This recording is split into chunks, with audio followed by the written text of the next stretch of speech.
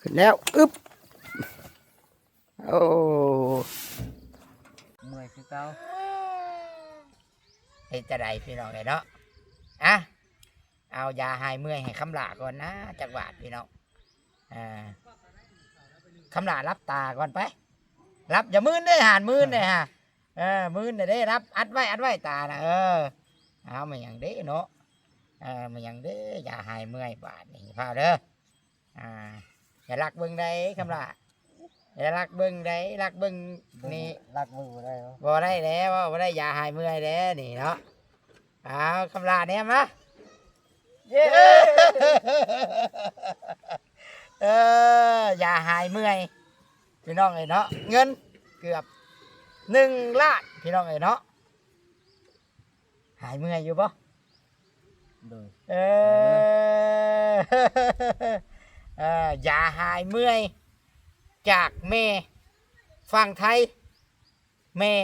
มาลี โดย ยายมาลีก็ได้ จิตใจได้เอาจิตใจได้บ่ไกลนี่นั่นล่ะมันจะได้มันมีมาตีจะได้จิตใจเด้อ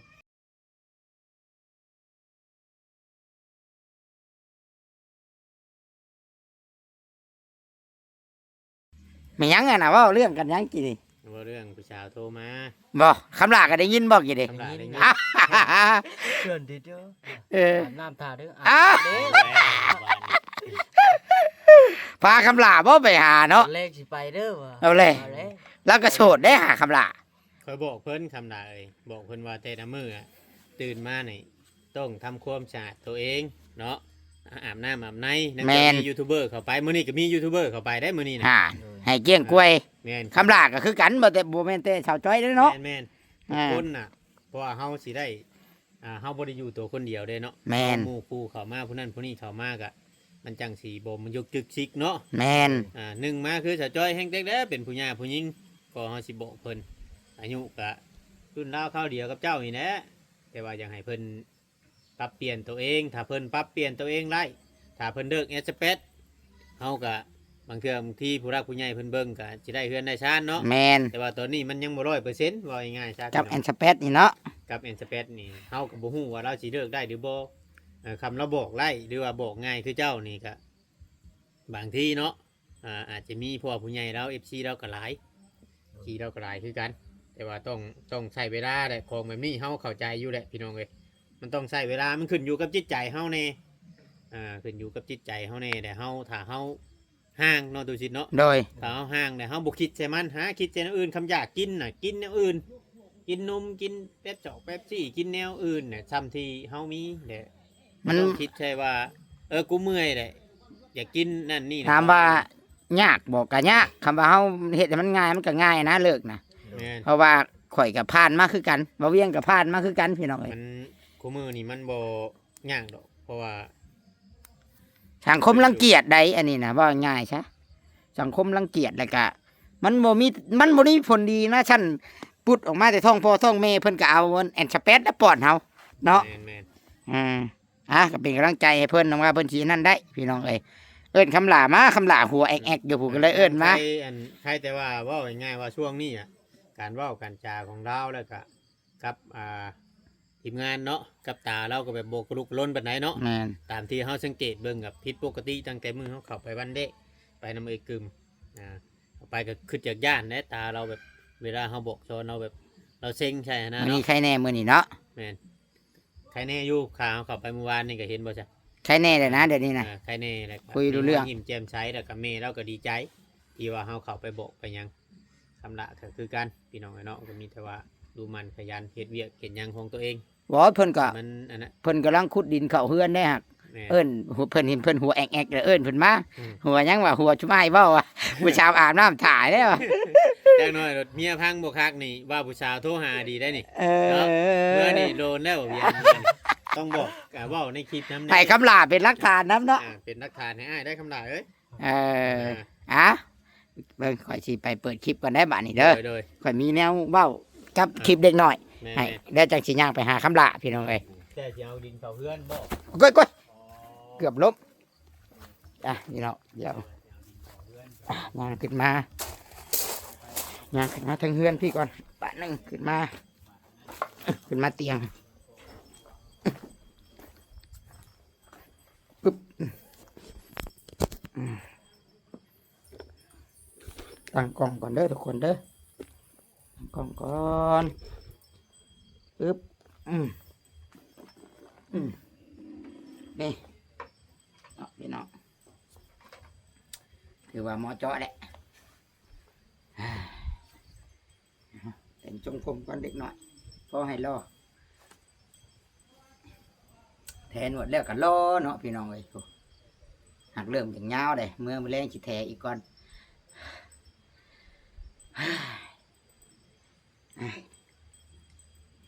ก่อนอื่นเบิดกะกราบทักทายสบายดีเด้อทุกคนสบายดีและก็สวัสดีพ่อแม่พี่น้องFC หมู่เพื่อนเอื้อยอ้ายป้าลุงน้าบ่าวน้าสาวที่เบิ่งที่ชมคลิปของตุสิทธิ์ปันสุขอยู่เบิดทุกคนเลยเนาะพ่อกันกับตุสิทธิ์ปันสุขอีกแล้วพี่น้องเนาะถือว่ามื้อนี้มาหาคำหลากากับลูกเพิ่นนี่ก็ดีใจเด้รู้สึกว่าชุมเพิ่นน่ะดีใจที่คำหลาก็ดีใจที่ว่าไอชิดไอเวียงมาหาส่วนลูกเพิ่นก็ดีใจที่ว่าลุงมาหาเนาะส่วนคำหลาก็ดูมันคือเก่าพี่น้องดูมันคือเก่าไปสูบตีนล่อยางล่อตอนวางเฮามาทำอิฐก็ได้ล่อมาแล้วก็กำลังคนดินเขาเฮือนเนาะคนดินเขาเฮือนก็บ่ได้จ้างได้หยังเด้เพิ่นเฮ็ดเองเพิ่นซ้ำบ่นำน่ะคนไก่ทุกคนไก่เถียงไก่นาไก่นะเพิ่นหักเพิ่นแพงเพิ่นอีตนค่อยคิดว่าย้อนความดีของคำหลาย้อนความดุมันของคำหลาย้อนเวียกงานคำหลาเราบ่รังเกียจเวียกรังเกียจงานเนาะหมู่เพื่อนคนใกล้คนทางข้างเอิ้นหาให้คำหลาไปซอยแล้วก็อ่านสิมุขี่เบาเอาง่ายคนเบาเอาง่ายดุมันนี่แหละพี่น้องเพิ่นว่าคนขยันนะอยู่ใส่กับโบตายอยู่ใส่กับโบอดตายโบแม่นได้ว่าคนขยันอยู่ใส่กับลำบากอันนั้นมันใส่สำหรับคนที่ขี้คร้านพี่น้องเนาะคนขยันนี่อยู่ใส่กับโบลำบากพี่น้องโบอดตายเนาะซ้ำวันนำคือว่าในว่าสิมีคนมาเอาดินข่าวซอยบริจ้างได้ข่าวซอยเพิ่นว่าน่ะคนดีพี่น้องเนาะและก็คลิปนี้พี่น้องมื้อนี้ตุสิทธิ์มานี่ตุสิทธิ์มีข่าวดีแน่นอนพี่น้องเนาะมีข่าวดีแน่นอน อย่าว่าสั้นว่าซี่เด้อพี่น้องอย่าว่าสั้นว่าซี่อย่าว่าโซเงินโซหยังพี่น้องเนาะให้ตัดตัวนั้นออก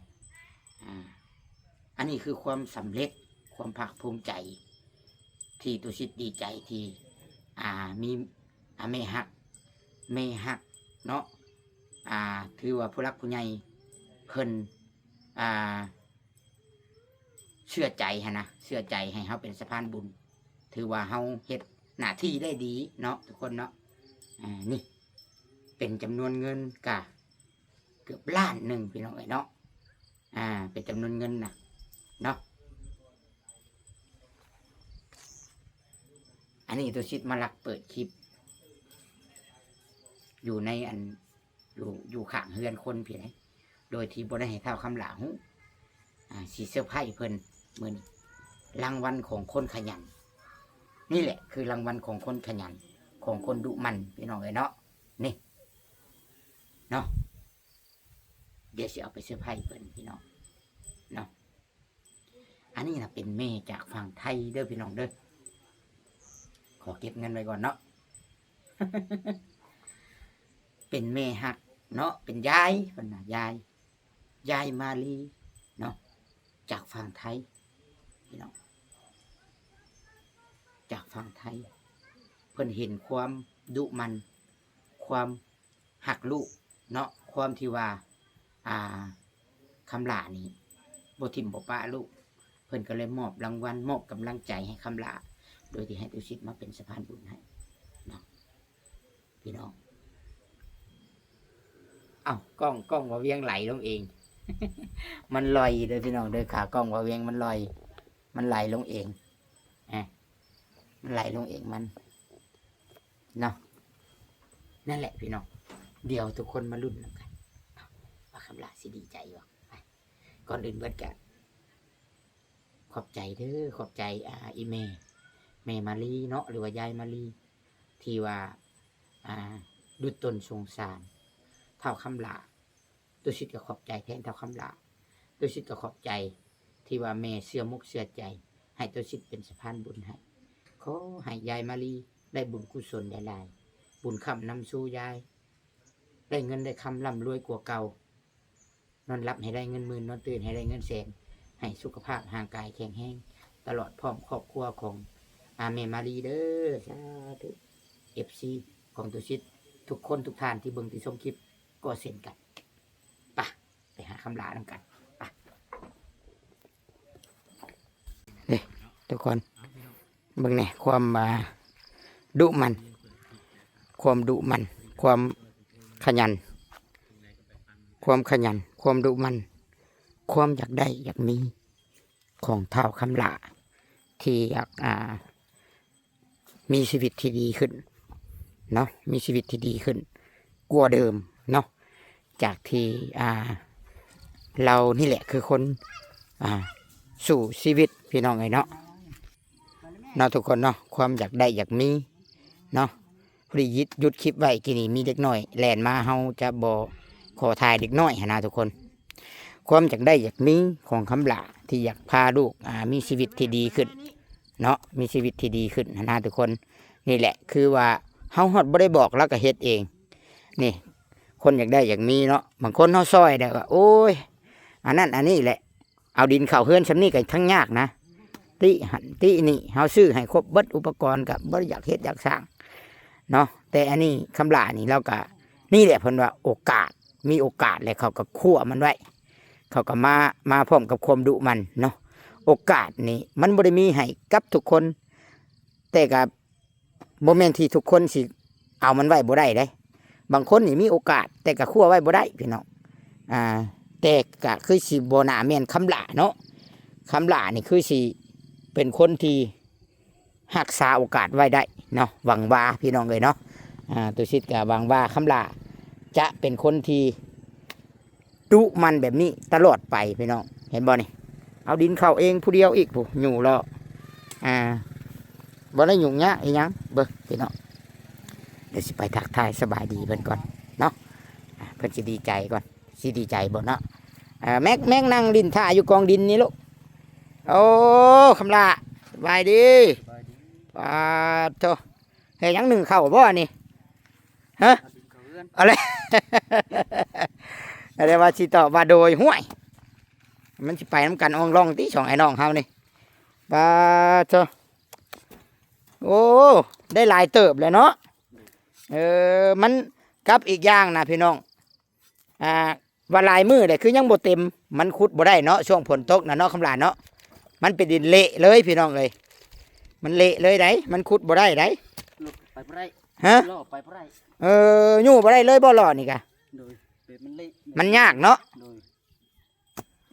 มันแบบเป็นดินทรายเละเลยบ่คำลาคันฝนตกบวมนี่เบิ่งดูกินพลหาพลไปตกวันมันยังเป็นแบบนี้เนาะเอามือจิ้มมึงด้วยเด็ดมันอยากอมน้ำมันเลยแล้วมันขุดยากเนาะโอ้คำลานี่ทุกคนเลยเนาะเบิ่งขนมทงเดียวกินจนเบิดหมอแม่เห็ดไปนั่งท่าอยู่คนไปจะน้อยลุงสิถ่ายเจ้านำไปถ่ายอยู่ผู้เด้ออันนี้ถ่าย YouTube ก่อนเด้อนี่โอ้ตัวนี้จนล้นแล้วจะเห็ดเนาะนี่ตัวร่องทำอิฐนี่พี่น้องเดี๋ยวเราก็เอาดินมาเห็ดเป็นทางขึ้นกักแน่อดีคำลาเห็ดฉลาดคนฉลาดพี่น้องเนาะแต่ว่าอันสร้างเพิ่นยังไม่ได้เข้ามาเลยบ่คำลายังไม่เข้าจะเข้าพวกเขาอ้ายมันนั่นได้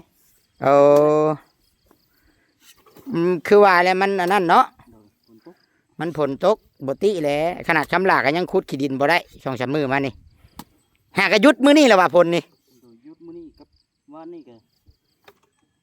ตอนงานหนึง เช้านี้ลงอยู่บ่ ลงอยู่กับแห้ง อยู่พุ่นลงได้อยู่บ้านโหหึม2-3เทื่อพุ่นได้เช้านี้นะ ยิ้มยับงานหนึงบ่แห้ง อืม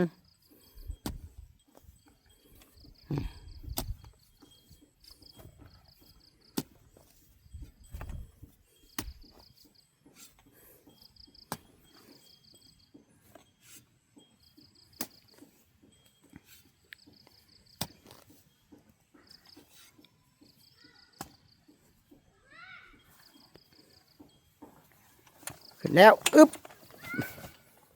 โอ้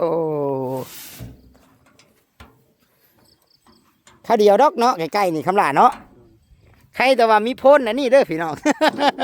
โพนตัวนี้กะซ้ำว่าเพิ่นเฮ็ดมาไว้ให้เอาเข้าเฮือนเนาะคำลาเนาะ โดย เออ ไก่ปั๊บเติบหนึง ฮะ เขาไก่เติบหนึง เติบหนึงเนาะ โดย พอดีเขาปรั๊บอันนี้เลยนี่พี่น้องเด้ทางนั้นก็มีน่ะบาดเฮาเข้าทางนั้นก็ขุดทางนั้นเนาะ โดย เออพอดีเลยพอดีเป็นบ่อนให้คำลาขุดเอาดินเข้าเฮือนอันนี้นะ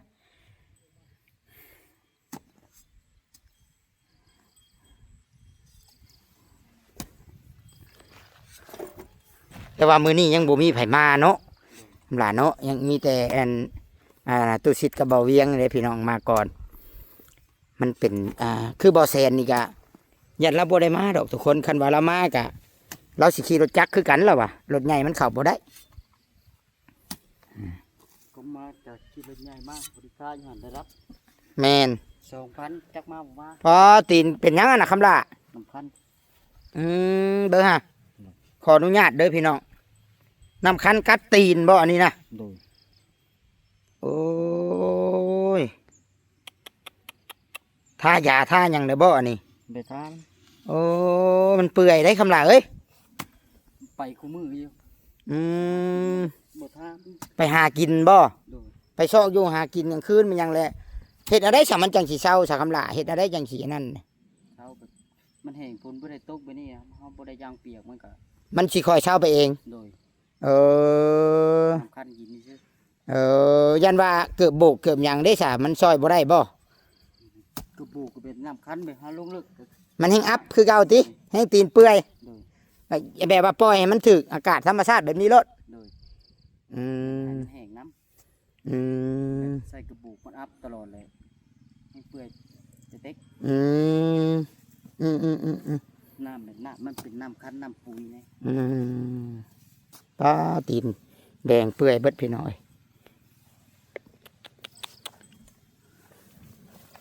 ฮึบโผโอ้โถเดี๋ยวจะน้อยปิดกล้องในไอ้ายสิขุดสิยุซอยเด้อคันว่าไอ้ายสิบตัว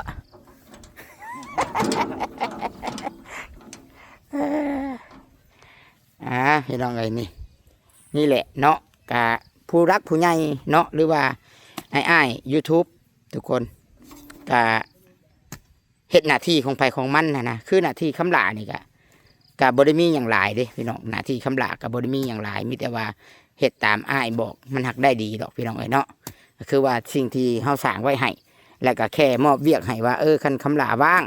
ก็บ่ถึงคันว่าอยู่นี่เบิดมือต้องเอาดินเข้าก็บ่ถึงขนาดนั้นดอกพี่น้องอันนี้คือเวียกลักๆเนาะเฮาถามว่ายูทูบเบอร์บ่มากก็ค่อยเอาเข้าจนมันเต็มเบิดนั่นแหละยังสิก่ออีกเด้นี่ยังให้ก่อขึ้นอีกได้2ก้อนพี่น้องเอ้ยมันต่ำโพดนี่คันว่าฝนตกหึมนี่ท่วมได้นี่เนาะคำลาเนาะพอดีได้เอาก่อขึ้นอีก2ก้อนกะค่อยเอาเข้าคือว่าคำลาก็ว่ามีหมู่สิมาเอาเข้าซอยอยู่เด้ก็ยิ่งดีเลยเนาะพอดีซ้ำว่าเฮาปรั๊บเลยเด้พี่น้องซ้ำว่าเฮาปรั๊บหน้าดินเด้มันเฮาขุดได้เบิดนี่แถวนี่มันสูงนี่ผู้จนฮอดเงาไม้ผู้แล้วก็ผู้ตัวผู้สูงเบิดผู้ทางผู้พอดีเอาเข้าพอดีมันก็เพียงกันเลยบาดนี่หาดิมันสิยากหยัง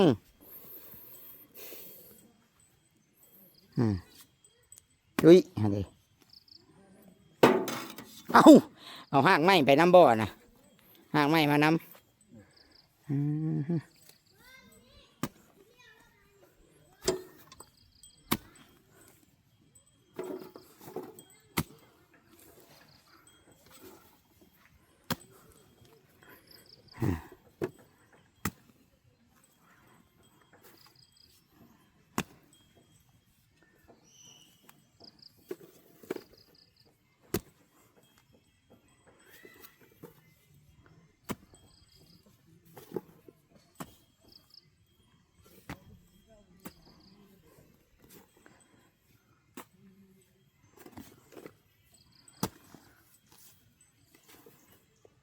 เลาะไปบัดนี้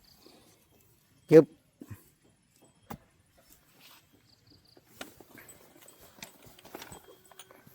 อึ๊บฮึมมาโอเคเดี๋ยวให้คำลาไปจอดรอไว้หันก่อนทุกคนเพราะว่าสิมีแนวเว่ากับคำลาได้คลิปนี้คำลาเนาะมาพี่ก้อนเอาอีกรถหนึ่งบ่เอาเลยยังบ่ยอมอยู่บางนี้ทุกคนให้มานั่งก่อนกับบ่มาเชียวอีกรถหนึ่งว่ะโอ้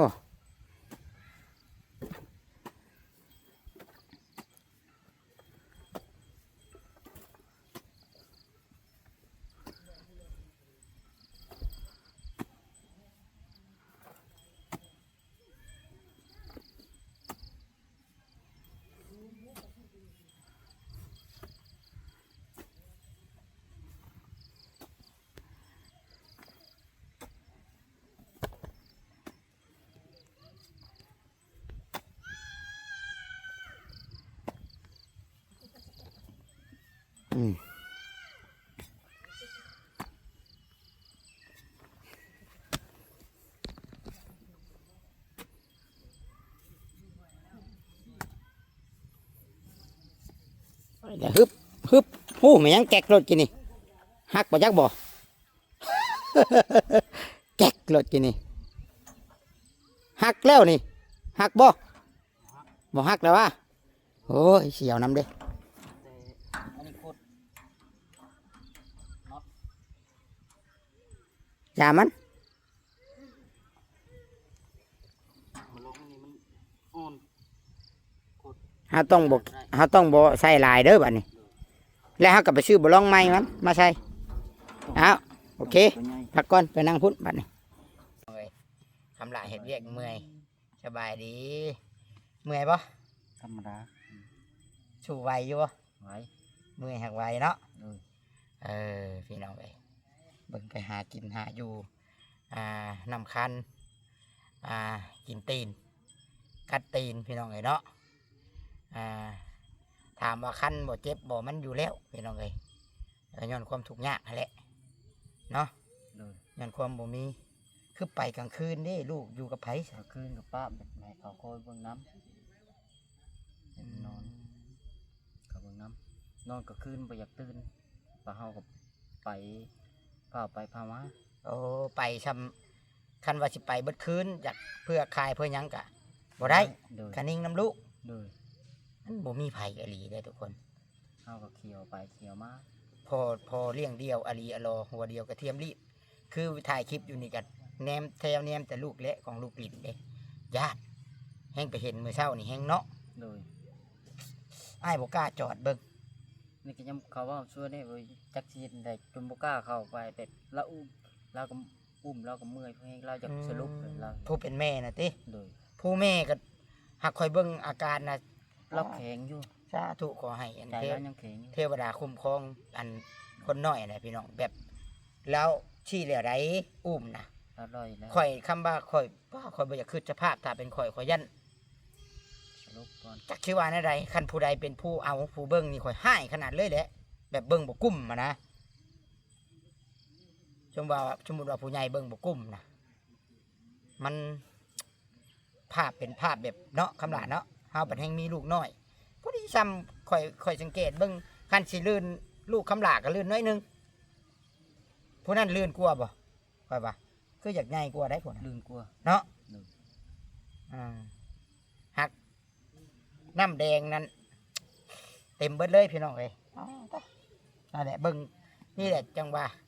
อาบลงเลยแหละ แบบอาบน้ำเลยนั่นแหละจังหวะคันคำลาสิไปหากินแบบไปเบิดมือหรือว่าไปเบิดคืนเนี่ยเพื่ออยากมาขายมาอย่างน่ะมันคิดได้อยู่ดอกใจหัวอกผู้เป็นพ่อแต่ว่ามันคนิ่งน้ำลูกเนาะคำลา เลย ไปไทยไปหยังก็บ่ได้มันย้อนแบบนี้แหละพี่น้องไปได้น้อยหนึงแต่ก็ต้องได้มา เลย อืม ก็ว่าแบบมันนั่นมัน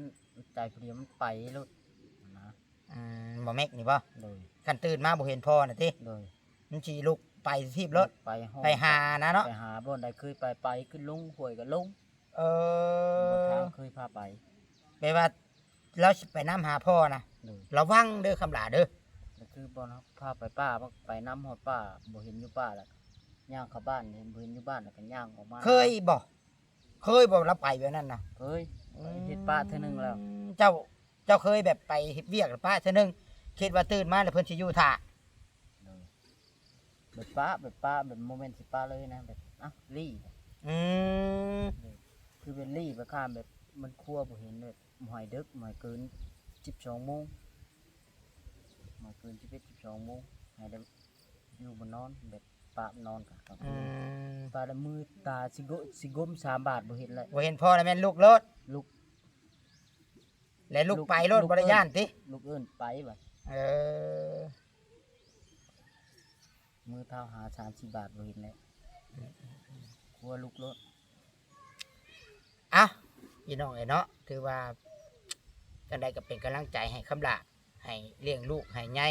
ทุกข์ยากก็อย่าขอให้ใหญ่มาโดยที่ว่าให้แข็งแรง โดย เนาะรวมถึงคำละก็เป็นกำลังใจให้คำละเมื่อยบ่คำละ ธรรมดา เอาบ่กำลังใจ เอา กำลังใจหายเมื่อยฮะ ได้อยู่รักกำลังใจนะหายเลย กำลังใจหายเมื่อยพี่น้องเนาะเอาอย่างนี้เอาผู้สาวบ่ เอา พาไปหาผู้สาว บ่ไป ให้เมื่อย แห้งเมื่อยติ โดย มันอย่างเด้บาดนี้เนาะหรือว่าสิให้พามาพี่บ่พาผู้สาวมาหาอยู่พี่บ่เอาแห้งเมื่อย เมื่อยคือเก่า เฮ็ดจะได้พี่น้องเนาะอ่ะเอายาหายเมื่อยให้คำลาก่อนนะจักบาทพี่น้องคำลารับตาก่อนไปรับอย่ามื่นเด้อหานมื่นเด้อฮะมื่นเด้อเด้รับอัดไว้ตานะเอามันอย่างเด้เนาะมันอย่างเด้อยาหายเมื่อยบาดนี่พาเด้ออย่ารักเบิ่งได้คำลาอย่ารักเบิ่งได้รักเบิ่งนี่ รักมือบ่ได้เหรอ บ่ได้แล้วบ่ได้ยาหายเมื่อยแล้วนี่เนาะเอาคำลาเนี่ยมาเย้ยาหายเมื่อยพี่น้องเอ้ยเนาะเงินเกือบ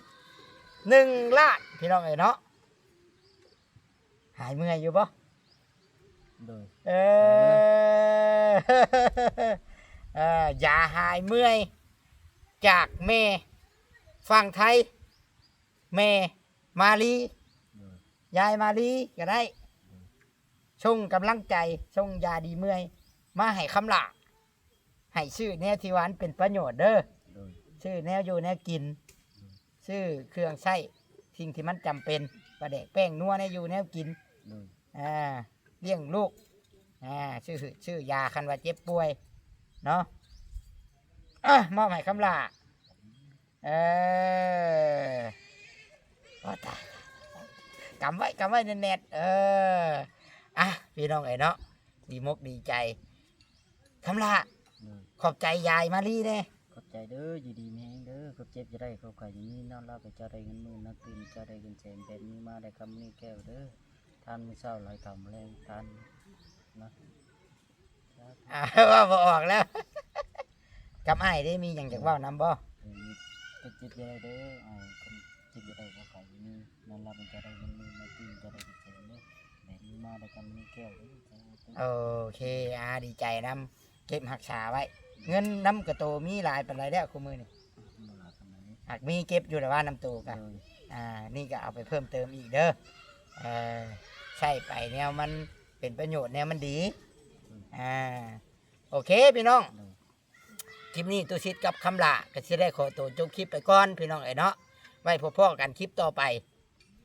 คลิปนี้ตุชิดก็จะได้กล่าวคำว่าสบายดีพี่น้องสบายดี